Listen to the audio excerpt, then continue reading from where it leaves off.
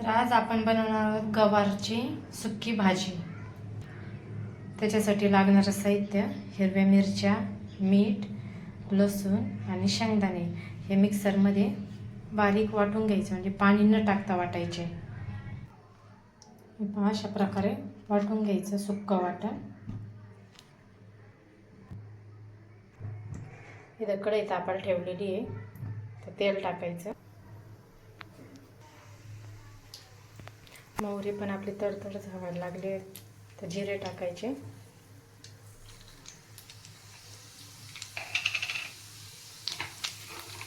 कढीपत्ता,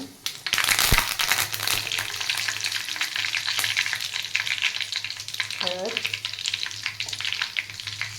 आणि शेंगा टाकून घ्यायच्या।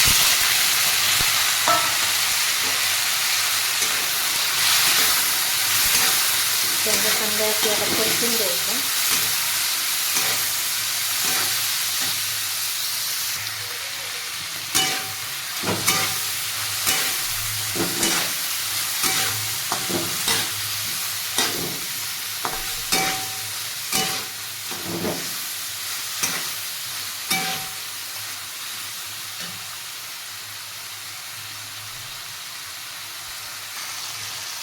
आता हे वाटण टाकून द्यायचं,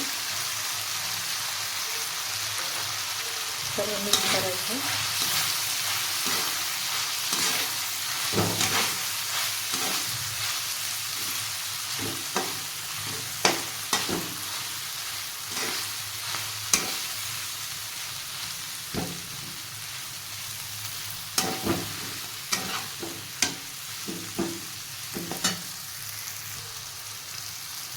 थोडीशी कोथिंबीर टाकायची।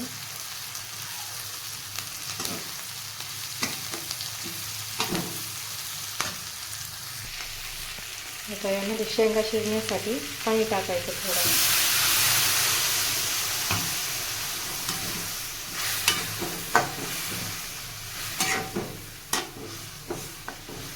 सुक्की भाजी आहे आपली शेंगाची गवारच्या।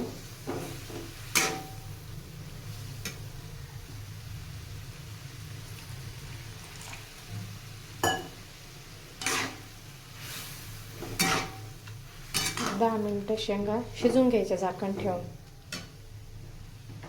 आता आपली भाजी झालेली आहे। आता